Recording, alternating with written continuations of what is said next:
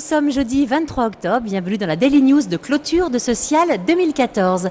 Pour m'accompagner, j'ai le plaisir d'accueillir monsieur Nicolas Transo, directeur du Cial. Nicolas Transo, bonjour. Bonjour. À quelques heures de la fermeture du salon, pouvez-vous nous dresser déjà à chaud un premier bilan ?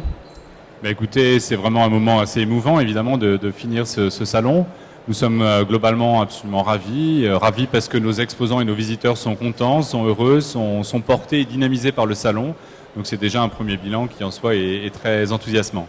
Alors je vous propose de revenir en images sur ce premier salon à travers un résumé d'1 minute 40 d'images.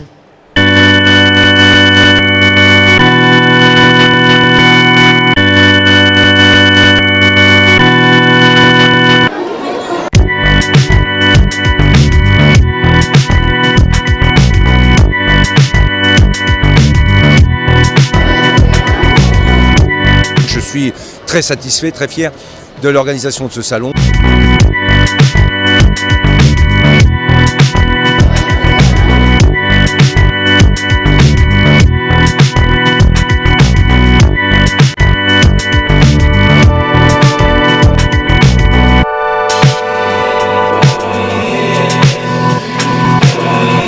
Cette fierté de nos produits, cette fierté de nos entreprises, la fierté des collaborateurs de travailler, de faire carrière chez nous.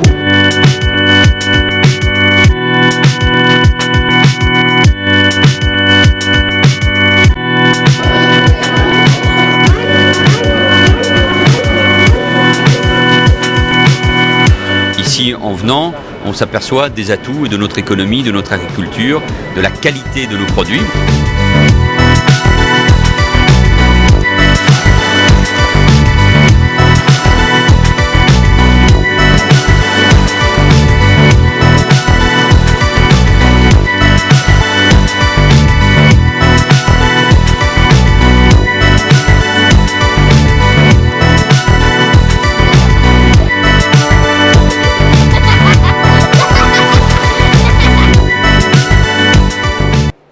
Nicolas Transo, quel est votre ressenti ? Oui, effectivement, on peut les applaudir suite à ces premières images. Écoutez, je commençais par dire que c'est assez émouvant. Effectivement, ça fait assez chaud au cœur de voir autant de choses. Je pense qu'il s'est passé énormément de choses en 5 jours. Et là, c'est vraiment très court, on n'a qu'une minute 40. C'est très court, mais on voit qu'on a quand même fait beaucoup de chemin depuis 64, donc en 50 ans. On voit qu'on a une diversité sur le salon qui est extraordinaire, aussi bien au niveau des produits qu'au niveau des nationalités présentes sur le salon. On voit aussi qu'il y a un discours très positif a été porteur sur le salon. On a été ravis évidemment d'accueillir des célébrités, des délégations politiques importantes. Il était important pour nous d'avoir évidemment pour la France le ministre de l'Agriculture et de l'Agroalimentaire, donc Stéphane Le Foll, qui a quand même passé 3 jours sur le salon, ce qui était vraiment une preuve de vraie reconnaissance, de sa reconnaissance et de son implication pour l'industrie agroalimentaire. Le Premier ministre, le Président, je crois qu'on l'a pas vu là, mais il était là donc il y a 2 jours, le Président de la République. On a en tout accueilli quasiment 150 délégations au total. Donc ça doit être au moins une 60aine de ministres de différents pays. Donc ça donne effectivement une vraie reconnaissance à la dimension mondiale de ce salon. Tout à fait. Donc beaucoup de choses, effectivement. Alors on vous croise également vous-même tout le temps. Vous êtes vraiment présent physiquement sur ce salon. Quand vous croisez vos exposants, vos partenaires, quelles sont leurs premières impressions qui vous le donnent, leur premier retour ? Alors, j'ai évidemment pas eu l'occasion de rencontrer les 6500 exposants, c'est un peu compliqué. Néanmoins, ce que j'ai pu ressentir à travers ces 5 jours, c'est beaucoup de sourire, de plaisir et d'envie. Et donc, quelque part, ce qui est absolument incroyable, c'est la passion et l'énergie que mettent ces 104 nationalités exposantes dans cette industrie agroalimentaire. Et c'est vraiment, au départ, quelque part, c'est quelque chose comme une valeur universelle qui est le plaisir de manger, le plaisir de partager. Donc j'ai trouvé qu'il y avait une vraie énergie sur le salon qui est vraiment agréable à observer, en particulier au moment où on parle beaucoup de crise et tout ça. Là, on sentait qu'il y avait une vraie volonté de croissance, d'export, d'internationalisation. Et c'est vrai que vous avez raison, la notion de plaisir est vraiment un terme qui est revenu très souvent dans les discours. Alors, de fierté également. Oui, tout à fait. Alors nos reporters sont partis à la rencontre vraiment au hasard de 3 exposants. Regardez ce qu'ils pensent du Cial 2014. 30 secondes, c'est court parce qu'il s'est passé beaucoup de choses cette année. Je dirais que le Cial 2014, pour Groix et Nature, s'inscrit dans la lancée de 2012, en sachant qu'en 2012, on va remporter le Cial Innovation pour l'huile de homard, et que cette année, on était à nouveau dans les finalistes pour la sardine à l'huile de homard et des mini rillettes de 30 grammes qu'on a lancées. Donc le SIAL, sur une période courte, ça nous permet de concrétiser la prospection qu'on a pu faire tout au long de l'année et de revoir les clients qui peuvent être près géographiquement de nous ou pas forcément, des clients à l'export notamment. Ce n'est pas la première fois que nous exposons ici, c'est déjà la 5e. C'est-à-dire que nous sommes très satisfaits sur les résultats que chaque année on a eu ici au SIAL. Ça est toujours pour nous une occasion très importante pour rencontrer tous nos clients qui viennent de tout le monde parce que nous exportons pas seulement dans l'Europe mais aussi en Japon, en Amérique et Australie.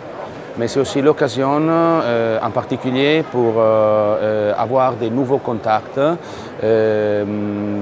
Pour nous, c'est très important aussi de l'Asie, c'est-à-dire Chine, Japon, Corée du Sud, Thaïlande. Et on a eu la possibilité de faire toutes ces rencontres. On a noté aussi que le numéro de présence cette année, selon nous, a augmenté sensiblement. Peut-être 3 mots, qualitatif, intense et je pense porteur dans le sens où c'est notre 2e édition au SIAL avec un premier succès en 2012 et sur une 2e édition qui est aussi prometteuse avec des clients qui sont revenus fidèles et une autre perspective encore cette année qui est vraiment très intéressante pour notre maison de champagne je pense et aussi pour la Champagne tout entière. Alors quand on est à la tête d'un événement qui a de si bons retours, ça doit faire chaud au cœur, non, Monsieur Transo? Ouais, écoutez, je pense qu'il a très bien résumé la situation. Là, quand il nous dit qualitatif, intense, porteur, moi ça me va bien. On a également entendu parler d'innovation. L'innovation, c'est vraiment le moteur de la croissance de l'industrie aujourd'hui. C'est vraiment au cœur de votre salon, c'est très important. C'est au cœur du salon et c'est vraiment l'occasion pour des entreprises qui sont souvent des PME ou des petites entreprises, d'un seul coup d'être vraiment sous les spotlights de l'actualité mondiale de l'agroalimentaire. Et du coup, c'est effectivement un accélérateur de visibilité et du coup un tremplin export extraordinaire. Donc c'est une solution qui est extrêmement efficace pour les entreprises, c'est ce qui est le plus important. Alors Monsieur Tchéry, la 2e personne qui a été interviewée, parlait du nombre vraiment très important de visiteurs qu'il a reçus sur son stand. Vous avez déjà eu les premiers chiffres en termes de visites? Alors c'est encore un peu tôt pour faire le bilan parce qu'on ferme à 5 heures tout à l'heure, mais néanmoins on va vraiment aller atteindre notre objectif de 150 000 visiteurs, ce qui était vraiment l'important d'un point de vue quantitatif, mais aussi plus encore d'un point de vue qualitatif. Et ce qui est important, c'est qu'on a vraiment reçu des délégations des plus grandes enseignes de distribution et de restauration au monde. Donc d'un point de vue qualitatif, les rendez-vous ont été très fructueux. C'est vraiment incontournable. Alors hier, nous avons reçu un invité tout à fait exceptionnel. C'était un spationaute français qui a effectué une mission sur la station Mir il y a une quinzaine d'années, à peu près une autre sur la station ISS il y a 6 ans. Et il est venu sur le plateau de SIAL TV nous expliquer un petit peu comment on se nourrit et quelle est l'alimentation en apesanteur. Je vous propose de le regarder. Essayer de vous expliquer en 2 minutes comment ça se passe. Bon, d'abord, dans l'espace, on ne fait pas un stage gastronomique, donc il ne faut pas s'attendre à manger comme dans un grand restaurant, bien sûr. Le but de la nourriture, c'est évidemment de faire vivre les astronautes, de les maintenir en bonne santé, et puis surtout d'éviter tous les problèmes sanitaires. Donc il y a, si vous voulez, on porte l'accent sur à la fois la variété, si possible, de la nourriture, et ensuite sur les aspects sanitaires, pour éviter que les gens soient malades à bord. Alors, dans l'espace, on ne cuisine pas. C'est trop compliqué, évidemment, quand on est à l'apesanteur, tout flotte, donc c'est pratiquement impossible de cuisiner. Donc tous les plats que l'on mange sont des plats qui sont juste préparés, réchauffés. On a beaucoup de plats qui sont déshydratés, donc dans des sachets plastiques, et qu'on va pouvoir réhydrater soit avec de l'eau chaude, soit avec de l'eau froide, en fonction de la nature du plat. On a aussi bien sûr des conserves, des boîtes de conserve. Ces boîtes de conserve, on peut les chauffer aussi. On a des espèces de petites valises qui permettent, en enfermant la boîte, de la chauffer à des températures raisonnables, donc 50 ou 60 degrés. Et donc on va consommer avec des couverts, un peu comme sur Terre. Ce qu'on va essayer d'éviter, bien sûr, dans un environnement d'apesanteur, c'est tous les liquides, tout ce qui est trop liquide, évidemment. Donc dans la conception des plats, on essaie d'éviter tout ce qui est liquide, qui bien sûr peut se mettrait à flotter et à aller un petit peu partout dans la station. Et aussi tout ce qui est trop fin, par exemple la semoule, le sarrasin, vous voyez, tout ce qui est en grains en fait, et ou alors qui n'est pas assez compact. Voilà. Donc on peut manger par exemple dans une boîte de conserve avec une cuillère, une fourchette, mais évidemment il ne faut pas que ce soit trop liquide. Aujourd'hui, on consomme que des plats préparés, comme je vous l'ai dit. Pourquoi? Parce qu'on peut ravitailler la station. Elle est en orbite autour de la Terre, assez près de la Terre, à 400 km d'altitude, donc on peut envoyer régulièrement des vaisseaux de ravitaillement. Par contre, si on veut aller beaucoup plus loin, si on veut aller par exemple sur Mars, on va s'éloigner de la Terre à des distances astronomiques et il faudra plusieurs mois, voire plusieurs années pour aller et revenir. Donc on va essayer, évidemment on ne peut pas amener des conserves, des rations alimentaires pour plusieurs années, pour plusieurs personnes. C'est impossible. Donc il va falloir se diriger vers la production à bord. Voilà, avec tous les problèmes que ça pose, puisque les problèmes que l'on a aujourd'hui sur Terre pour produire, pour faire un conditionnement sain de la nourriture, eh bien on les aura cette fois à bord des vaisseaux spatiaux. Alors pour ça, bien sûr, c'est ce qu'on fait aujourd'hui. Eh bien, on apprend à développer tous ces équipements, toutes ces techniques qui vont nous permettre plus tard de pouvoir produire et conditionner dans l'espace. Alors Nicolas Transo, quand est-ce que vous nous organisez un ciel sur la Lune ? Alors, je ne suis pas sûr d'être prêt pour prendre mon ticket pour la Lune. En tout cas, je suis content de retrouver, même dans l'espace, les mots-clés d'innovation, de plaisir, de santé et de praticité. Je ne suis pas sûr que la distribution soit suffisamment structurée sur la Lune pour y aller tout de suite. On va attendre un petit peu encore. Exactement. Alors, je voulais poser une question. Donc, on est à quelques heures maintenant, 2 heures de la fermeture.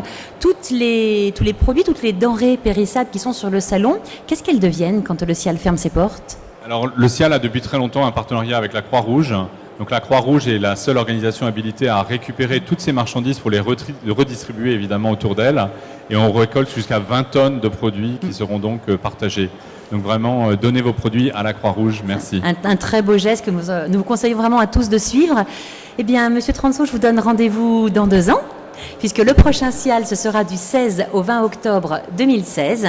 Et je vous propose de nous quitter avec les images de cette magnifique fête que vous nous avez organisée pour les 50 ans du CIAL. C'était lundi soir avec un superbe spectacle. Et c'était vraiment un bel événement, très émouvant. Beaucoup d'émotions on a senti dans ce spectacle. Et à dans 2 ans alors. Merci beaucoup.